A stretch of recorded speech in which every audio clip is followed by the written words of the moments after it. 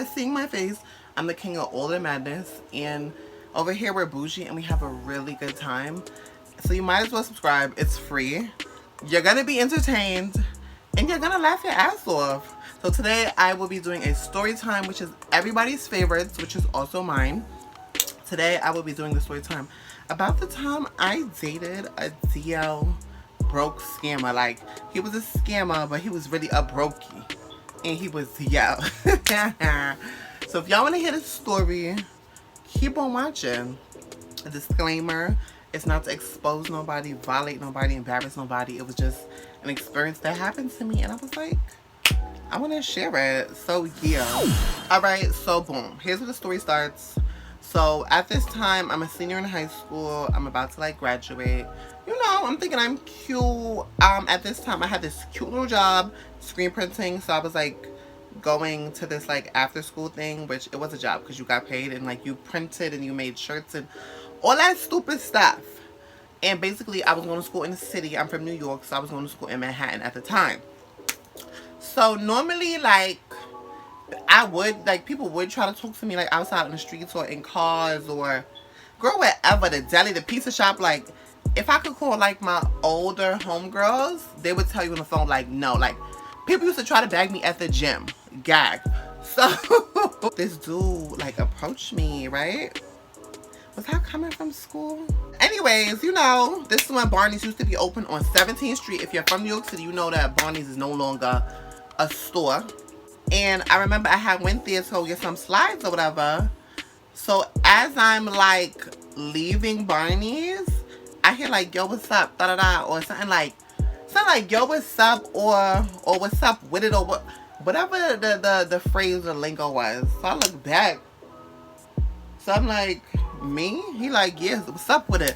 So I'm like, what's up with it? Like, you already know a New York chick like, what's up with it? That's like, yo, come here, what's up? Let me talk to you. So I'm like, I come over and I'm like, wait, what happened? What you want? He like, oh, you fly. Like, I like your style. Like, you look mad put together. As you guys do know, yes, in the past, yes, my track record, I have dated a lot of affluent, a lot of coined up 401k with a bag at chickas. That's been my track record. Everybody knows that. But even though I do date with money or 401k or well off, I still have my own shit. Still have my own shit.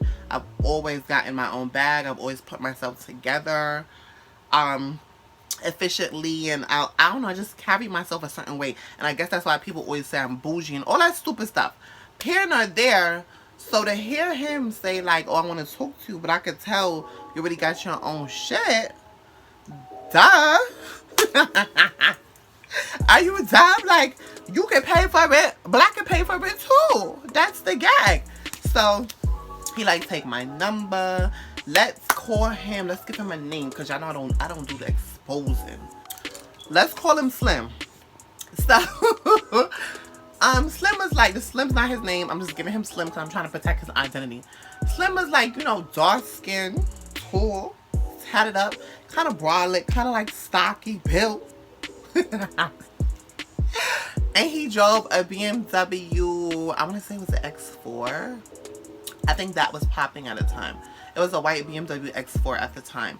So I was like, all right. I was still trying to be standoffish and stush, but I still gave him my number. So I was like, what do you do? He like, I get money, babe. He was like, I get money, baby, or I get money, shorty. He was so cocky and arrogant, and normally I don't like the cocky, arrogant type, but he made me laugh.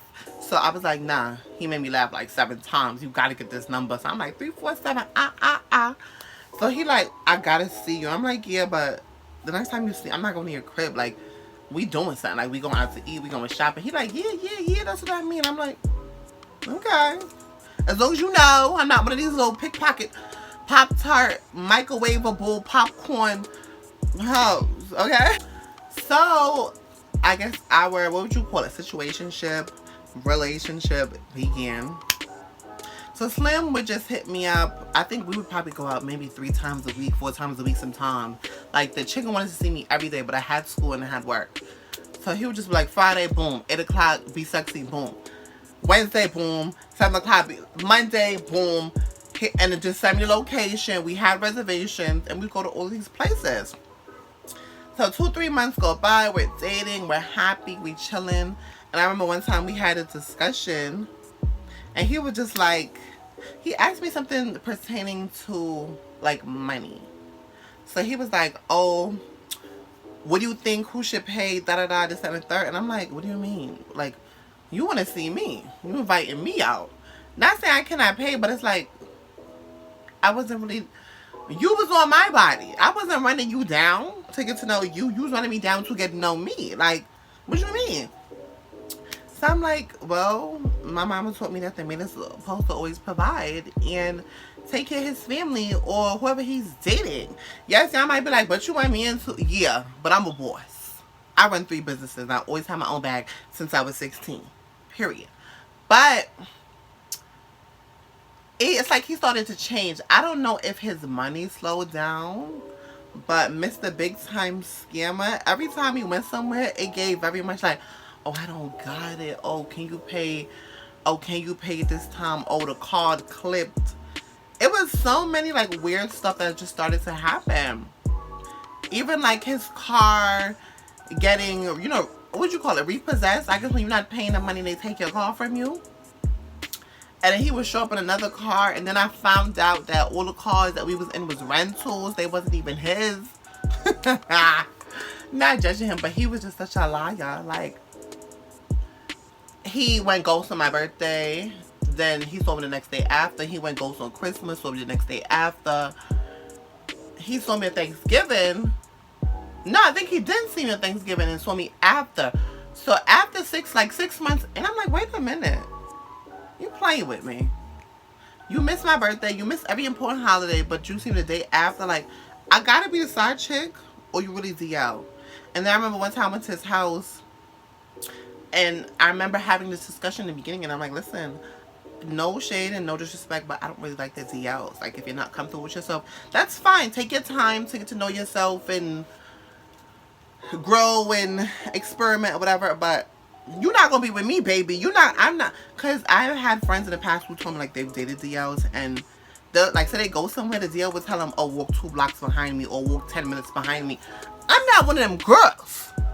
If you're gonna be with me, you're gonna jack me everywhere, in public, in private, in person, through FaceTime. Y'all know what I mean, though. So then I come to find out we go to his family, and I remember he at this time, I can say this because this is like this. I haven't been with this person since like in over 8-9 years, so this story's so old.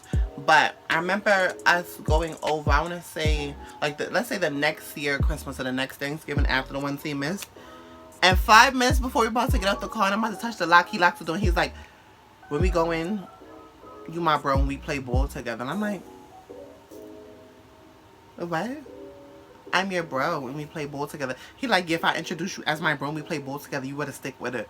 And I'm like, and at the time, y'all, I wasn't as like, like, if you know me, I'm gonna try to find pictures. I used to always wear like fitteds. I used to stack my pants. I used to have one of the freshest J's and Tim's. Like, I guess I was straight. Like, I was, you know, a nigga at that time, but I was still gay. Like you would wonder, but you just couldn't tell back then. So I was like, "So you DL?" He like, "No, but I don't want niggas in my business." So I'm like, "So why would you bring your boyfriend to your house?" "Oh, because I want to spend time with you." "But I'm not your bro. We don't play ball together. We play other things, but it's not basketball. It's other type of balls, okay?" So it would just be a bunch of weird shit. Like, we would go out, and the only time he would be, I want to say, affectionate or be open with me is like if we were in a city or somewhere far, far away from like his neighborhood or the boroughs. And I would just be like, this is so whack. Like, you want to be out in Jersey, you want to be out in the city, but you can't be out. Like, what we doing? How you giving in and out? You giving in and out, in and out. Like, what are we doing? And I told him, I said, listen, I don't think it's gonna work out. I'm having fun. I have fun. But I think it's time for me to dip out. He like, "No, I love you." Da-da-da. But then it's like, when we get into arguments, I remember one time we got into an argument. He had just took me out to eat. The restaurant is called Carmine's in the city. And we got into this huge scuffle because he was texting bitches on Instagram like, pussy, why you playing with me on Instagram? Why you playing with me on Instagram? Why you playing with me for? Why are you playing with me? You making this shit? yo, what's up, my, you know, flashing the cars, the cash, the jewelry, and this time he's lit, like he's lit. Like he's known in the city, he's lit on the internet, the Instagram. And I'm like, you trying to fly bitches out to see you? In your car, in these rental cars? He was so offended. So he was like, nah, fuck out of here, you trying to play me? And I remember he formed his lips to say, cause all the bag, what he said, something like, the amount of bags I drop on you or some shit. I said, baby, bitch, I don't need nothing you do for me. Everything you do for me, I could do for myself. I got my own bag. Period. You know what I'm saying? Like, you took me shopping. Like, don't do that. Don't do that. Don't ever do it. Because before you met me, bitch, I was in my red bottoms, minding my fucking business in my ball-wing jeans. And you was pressed to be up on little old me. And I told you, I do not like the DO shit. I don't like the secretive shit. I don't like the lying. And I told him, I said, listen, you don't have to put off a facade to try to date me or be with me. You having money doesn't make me be with you or want you more. It's your personality. Can you make me laugh? What type of heart do you have? But for whatever reason, he felt like he had to be this guy to be with me. And on top of that, you lied about being DL. Because your family don't know you a mook. No shade. That's all I'm saying. It's a bunch of shit that he would do that would just turn me off, like flirt with bitches in front of me. And I'm like, you flirt with bitches out with me in public, that don't make you look any straighter. You look corny as fuck. And he was toxic. Like, I always went back. He was always texting bitches. Like, but what I do have to give him though, he was not dating or trying to talk to other boys. I will give him that. I don't want to say I was the first boy he dated, because you know these niggas be fucking lying. He probably messed with niggas in the past, but he didn't play the whole try to talk to other boys and link other boys. It was like I was competing with females. And don't get me wrong, I love females to the heart of me. Like, I come from a female. Like, some of my close friends were females, but you're lying about who you are. You cannot really like boys, but you effing girls or dating girls or getting numbers with girls to make yourself look straight. You look crazy. You're in denial. That's how people get sick, baby. And that's not what you do. And right now he got a kid. Not in stalk him. It pops up because when you go to high school, everybody Facebook is not a thing no more, but everybody still got Facebook just for the newsfeed. He got a baby mother right now, but he's still texting niggas on these little dating apps because somebody had exposed him. I want to say like a year ago or 9 months ago, and I'm just like, you still doing the same shit. He was trying to use Giphies to cash out. If you're not from New York, you don't know what Giphies is, but you'll know. I don't want to say it because the government be watching his stuff. He used to like steal pieces from his bros to take, like, for us to go out. Like, it was weird shit. Like, he would even make bitches give him money and be taking me out shopping, which I found out later on after we stopped dealing with each other. These niggas be lying and they be undercover mooks. You want to give baby mother in the daytime, but at night you want to give Nick at night, dick at night. No. If you enjoyed, don't forget to like, share, comment, and subscribe. Comment down below what did you think about the story. What are your crazy stories about these niggas that be lying? What do you want to see in my next video?